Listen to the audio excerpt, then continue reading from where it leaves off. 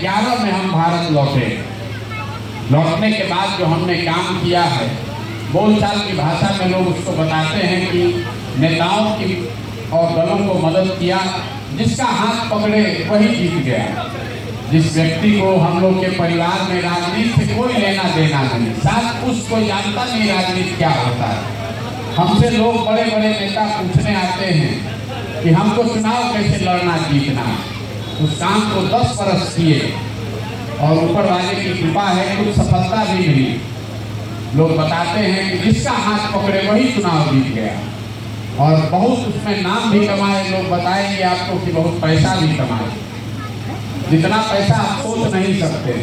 आप वकील डॉक्टर के पास जाते हैं, उसको 2-4-5 हज़ार रुपया फीस देते हैं, कि जिसको आप बड़ा नेता मानते हैं। और दल कि जब चुनाव होता है तो लोग सैकड़ों करोड़ रुपया देता है हमसे सलाह लेने के लिए। भैया बताइए चुनाव कैसे जीता जाएगा, कैसे मदद होगी। सैकड़ों करोड़ रुपया, लेकिन हमने वो सब छोड़ दिया।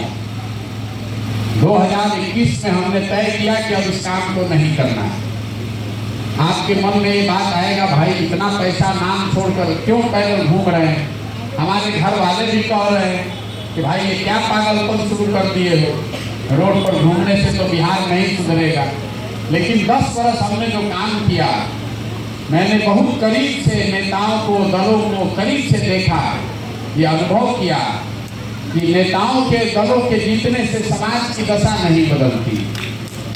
इसीलिए हमने ये तय किया अपने लिए कि अगर भगवान ने हमको कुछ शक्ति बुद्धि दिया है तो हम इसको अपनी राज्य के लोगों की जिंदगी को सुधारने में लगाएंगे। हमको ऐसा लगता है कि इस मिट्टी का कर्ज है हमारे पर, हम लोग इसी मिट्टी में जन्मे पले बढ़े। अगर हमारे जैसा आदमी का कुछ करने का हिम्मत नहीं पड़ेगा तो दुनिया में कौन आदमी आकर बिहार में कुछ प्रयास करने का हिम्मत करेगा। इसीलिए सब कुछ छोड़कर लगे। हमको मालूम है कि ये आसान नहीं है। हमको ये भी मालूम है कि बहुत आदमी पीछे हंसता भी है, अरे ऐसे कितना दिन घूमते रहेंगे, इससे कुछ नहीं होगा। लेकिन आप विश्वास रखिए, बिल्कुल होगा। अगर हमने आपको 15 वर्ष पहले 2011 में बताया होता कि हम कोई ऐसा विधान शुरू कर रहे हैं कि देश भर का नेता, देश भर का दल हमारे पास आएगा पूछने कि चुनाव कैसे जीता जाता है, तो उस समय भी आप हंसते। इसी तरह लोग आज हंस रहा है, अरे भाई पैदल पैदल चल रहे हैं, इससे क्या होगा। बिल्कुल होगा। अगर ईमानदारी से प्रयास किया जाए तो कोई ऐसा काम नहीं है जिसको किया नहीं जा सकता। इसीलिए इस संकल्प के साथ निकले। 2 बरस लगे कि 5 बरस कि 10 बरस, किए बगैर मानेंगे नहीं। बहुत जिद्दी आदमी। लोग समझता है कि हमको चुनाव जिताने का कोई हुनर मालूम, हमको चुनाव जिताने का कोई फार्मूला नहीं आता है।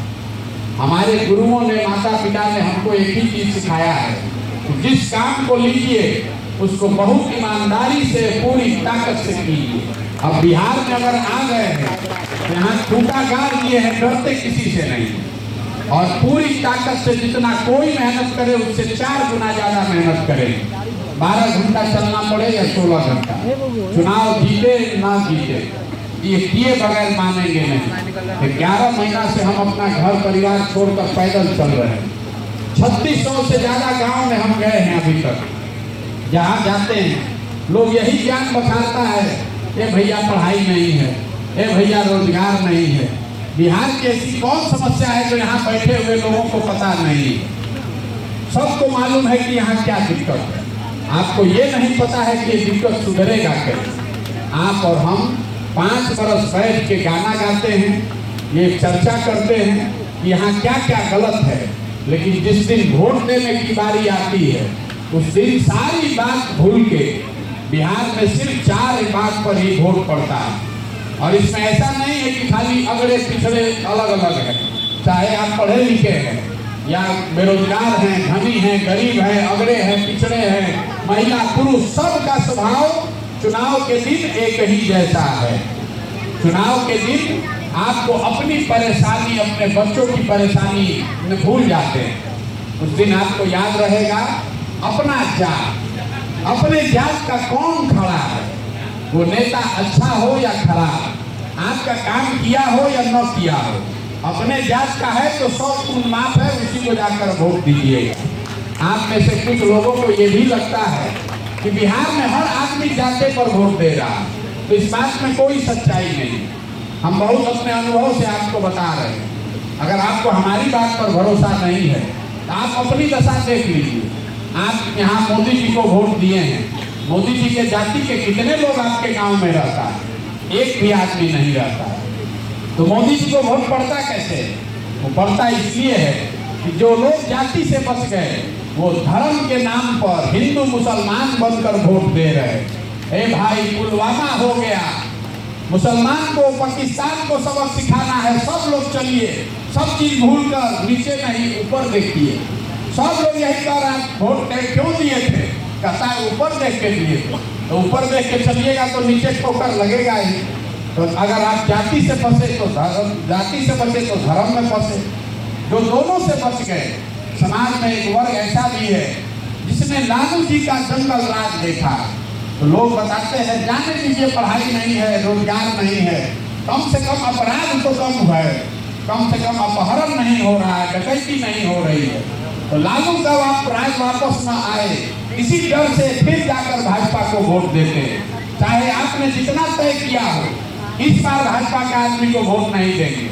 फिर वही डर हो गया, अरे भाई लालटेन जीत रहा है, तो जाके डर के मारे भाजपा को दे देते हैं। और चौथा, हम लोग यहाँ मुसलमान भाई लोग हैं, ये लोग कह रहा है भाजपा चाहे जिए हमारे भाजपा को वोट नहीं देंगे, कुछ भी हो जाए भाजपा को वोट नहीं देंगे। भाजपा तो मुसलमान विरोधी पार्टी है। तो बिहार में बचा क्या? बिहार में तो दो ही दल है, एक मोदी जी का भाजपा है और एक लालू जी का लालटेन है। बीच में एक नीतीश कुमार है, कभी उछल के लालटेन पर, कभी उछल के कमल पर। भरोसा नहीं है कहाँ रहेंगे। तो जो मुसलमान है वो सोचता है कि भाजपा को दे नहीं सकते हैं, तो डर के मारे यही लालटेन है, इसी को जाकर बटन दबाता है। आप ईमानदारी से अवलोकन करेंगे, जाकर घर में चिंतन कर लीजिए। पिछले 10, 15, 20 वर्ष में बिहार में इन्हीं 4 मुद्दों पर वोट पड़ा है। और हम आपको दावा आपके बिहार में भी कर रहे हैं कि आपने भी इसी 4 में किसी एक मुद्दे पर वोट दिया है। चाहे आप कितना अपने को समझदार कह लीजिए, हर आदमी इसी 4 पर वोट कर रहा है। आपको पता है, हमको पता है, सारे नेताओं को भी पता है कि बिहार की जनता चाहे जितना बात कर ले, हंस के गा के गरिया के आप वोट इन्हीं को दीजिएगा, इन्हीं 4 मुद्दे पर दीजिएगा। तो सुधार होगा कैसे? क्यों सुधार होगा?